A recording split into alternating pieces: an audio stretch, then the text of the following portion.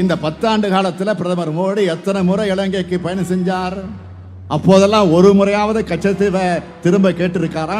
கச்சத்தீவு விஷயத்துல பாஜகவுக்கு இருக்கிறது பாசம் இல்ல வேஷம். கடந்த 10 ஆண்டு காலம் ஆட்சி உங்கள்கிட்ட தான் இருந்துச்சு, அப்ப மீட்டு இருக்க வேண்டியதானே.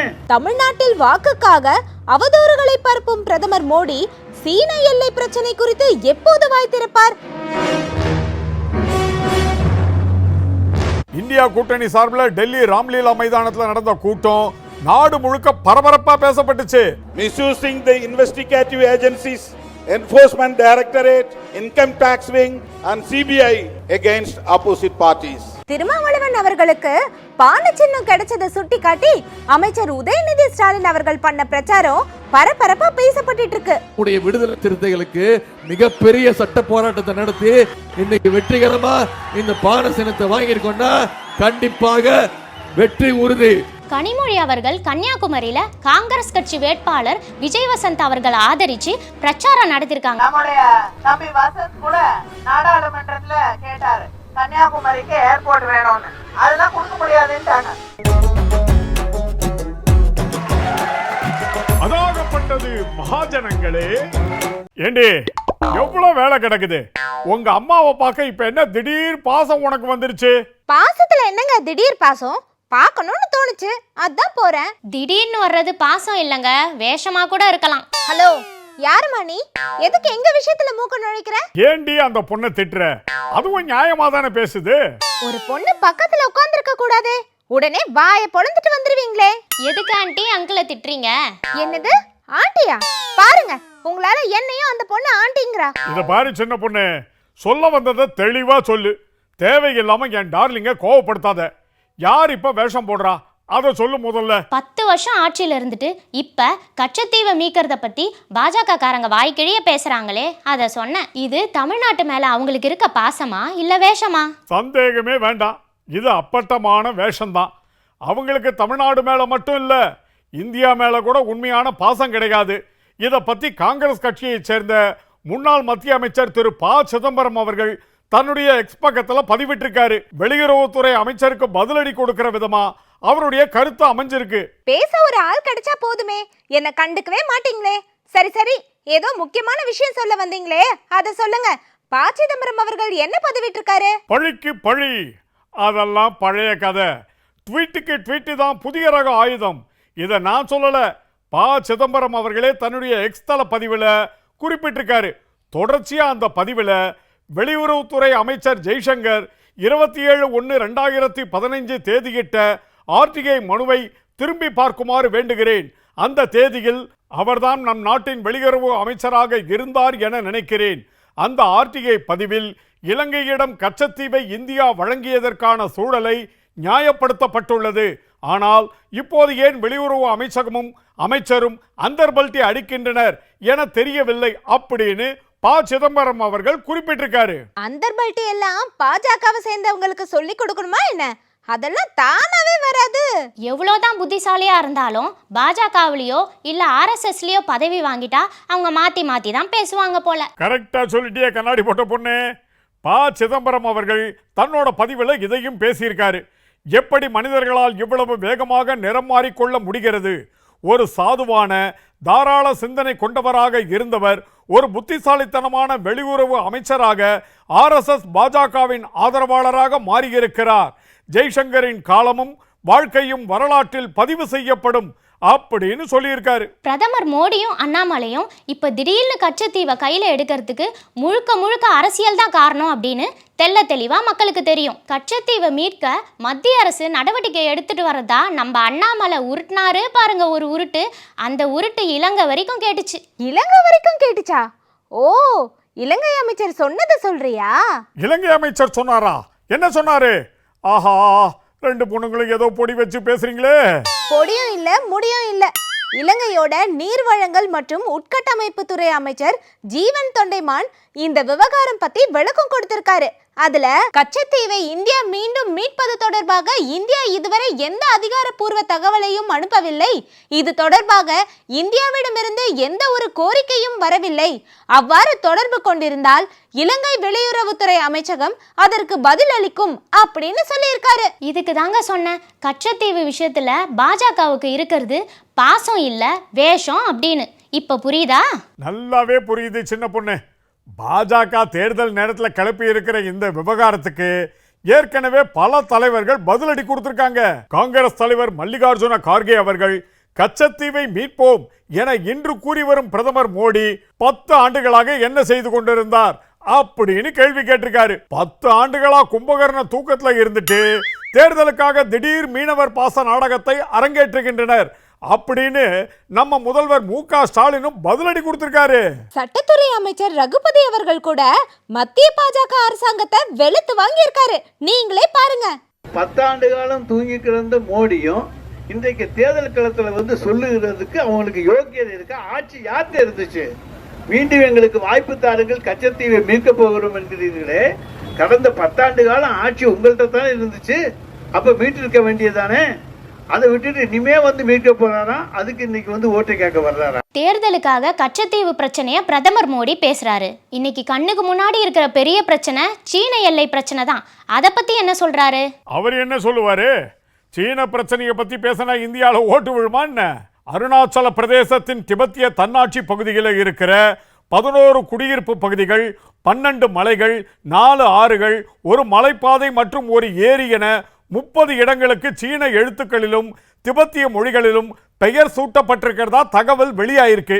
அருணாச்சல பிரதேசத்தில் சீன மொழி பெயர்கள் இடம்பெற்றுள்ள சம்பவம் உலக அளவில் அதிர்வலையையும் சர்ச்சையும் ஏற்படுத்தியிருக்கு. கடந்த 2017, 19 மற்றும் 2021 ஆகிய ஆண்டுகளில் 3 முறை அருணாச்சல பிரதேசத்தில் உள்ள இடங்களுக்கு சீன மொழி பெயர்களை சீன அரசு சூட்டியிருக்கு.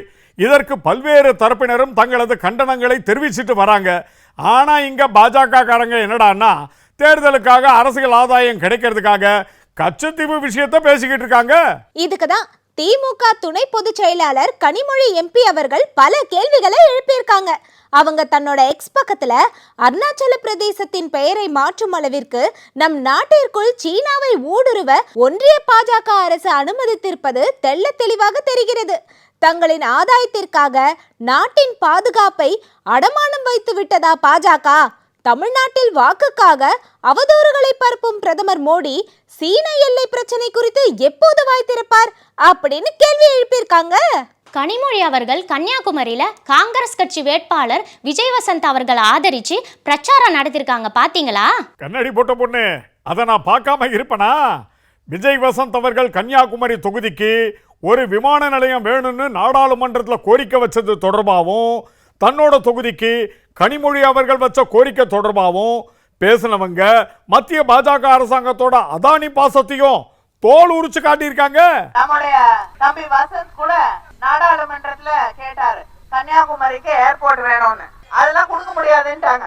ஆனா அம்பானி வீட்டு கல்யாணத்துக்கு விமான நிலையத்தை 10 நாள்ல உருவாக்கி தந்து கல்யாணத்துக்கு கிஃப்ட் கொடுக்கிறவர் தான் மோடி அவர்கள். தேர்தல் பத்திரங்கள் மூலமா நடக்கிற மோசடி பத்தி கூட விளக்கமா கனிமொழி அவர்கள் பேசியிருக்காங்க. தேர்தல் பத்திரங்கள் என்பது சட்டப்பூர்வமாக ஊழலை செய்யக்கூடிய ஒரு வழி.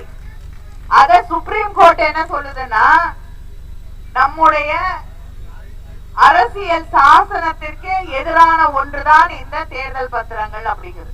சுசீந்திரம் கோயில்ல சாமி கும்பிட்டு தன்னுடைய பிரச்சாரத்தை ஆரம்பிச்சிருக்காரு விஜய் வசந்த் அவர்கள். கன்னியாகுமரி தொகுதியை நம்பர் 1 தொகுதியா மாற்றுவதுதான் தன்னோட குறிக்கோள் அப்படின்னு அவர் ஏற்கனவே பல முறை சொல்லியிருக்காரு. இந்த முறை இந்தியா கூட்டணி ஆட்சி அமைக்கும் போது இன்னும் பல திட்டங்களை கன்னியாகுமரிக்கு செய்ய முடியும்னு அவர் ரொம்ப நம்பிக்கை தெரிவிச்சிருக்காரு. இந்திய கூட்டணி சார்பாக இன்று பரப்புரை ஆரம்பிக்கிறோம். சுசீந்திரம் கோயிலிலிருந்து முதலாக எங்கள் பரப்புரை ஆரம்பிக்கிறோம். இன்று முதல் எங்களுடைய பரப்புரைகள் மாவட்டம் முழுவதும் இருக்கும் என்று சொல்லி இந்த கூட்டணி வெல்லும், மத்தியிலும் காங்கிரஸ் ஆட்சி அமைக்கும் என்று சொல்லி. தமிழ்நாட்டில் பல இடங்களில் தேர்தல் நடத்தை விதிமுறைகளை மீறினதா பாஜக வேட்பாளர்கள் மற்றும் நிர்வாகிகள் மேல வழக்கு பதிவு செய்யப்பட்டிருக்கு. அதை கேள்விப்பட்டீங்களா? ஆமாங்க, பொள்ளாச்சி, வடசென்னை போன்ற பகுதிகளில் பாஜக வேட்பாளர்கள் தேர்தல் நடத்தை மீறினதா கேள்விப்பட்டேன். சில பாஜக நிர்வாகிகள் மேல கூட வழக்கு பதிவு செய்யப்பட்டிருக்காமே. தேர்தல் நடத்தை விதிகளை மீறிட்டு இது எல்லாம் ஆளுங்கட்சியோட திட்டமிட்ட சதி அப்படின்னு சொன்னாலும் சொல்லுவாங்க. தேர்தல் நடத்தை விதிகள் எல்லாம் என்னன்னு முழுசா தெரிஞ்சுக்கிட்டா தானே அடாவடி அரசியல் பண்றவங்க தானே அவங்க வழக்கம். திண்டுக்கல்ல இன்னொரு சம்பவம் நடந்திருக்கு. திண்டுக்கல் மாவட்டம் வடமதுரையில் கரூர் நாடாளுமன்ற தொகுதி பாஜக வேட்பாளர் பிரச்சாரம் மேற்கொண்டார். அப்போ திண்டுக்கல் மேற்கு மாவட்ட பாஜக தலைவர் 500 ரூபாய் நோட்டு கட்ட வாக்காளர் மத்தியில் காட்டி பிரச்சாரம் பண்ணார். இந்த வீடியோ காட்சிகள் சமூக வலைதளங்களில் வெளியானதை அடுத்து பாஜக வேட்பாளர் செந்தில்நாதன், திண்டுக்கல் மேற்கு மாவட்ட தலைவர் கனகராஜ், தமிழர் தேசம் கட்சியின் மாநில அமைப்பாளர் மகுடீஸ்வரன் உள்ளிட்ட 5 பேர் மீது தேர்தல் பறக்கும்படை அதிகாரி திவாகர் கொடுத்த புகாரின் பேரில் வடமதுரை போலீசார் விசாரணை மேற்கொண்டு வராங்க.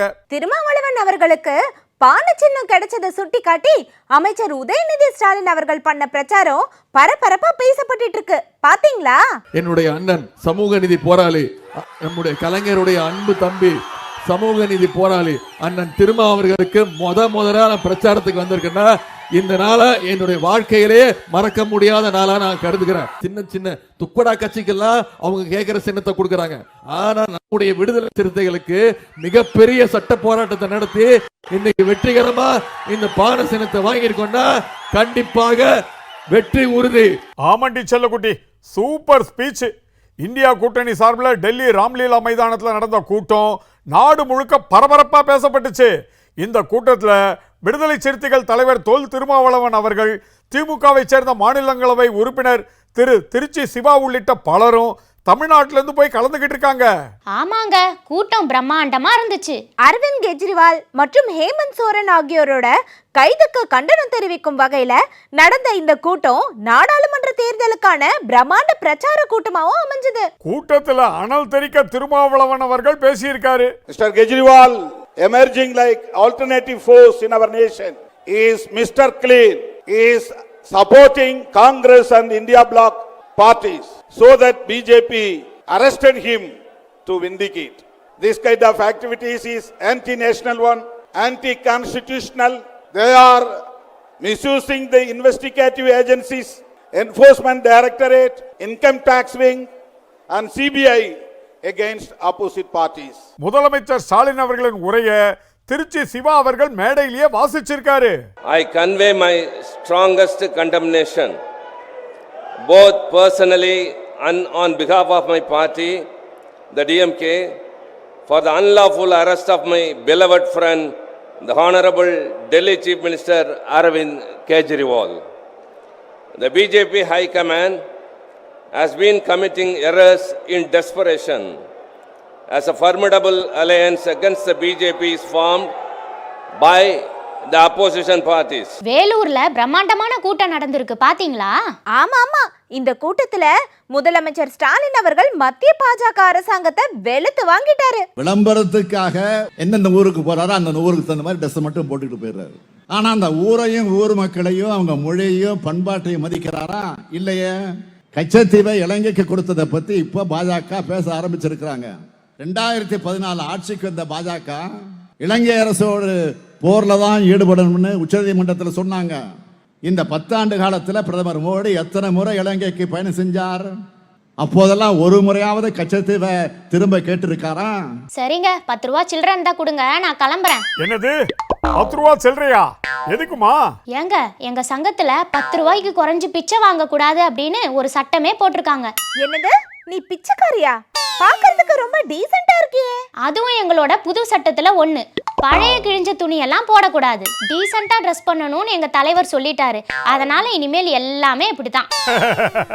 கண்ணாடி போட்ட பொண்ணு, உனக்கு 10 ரூபா என்ன 20 ரூபா கூட நான் தரேன். ஒரு பிச்சைக்காரியை கூட விட்டு வைக்க மாட்டீங்களா? உன்னை நம்பி எங்க அம்மா வீட்டுக்கு கூட போக முடியல. என்னோட டிராவல் கேன்சல்.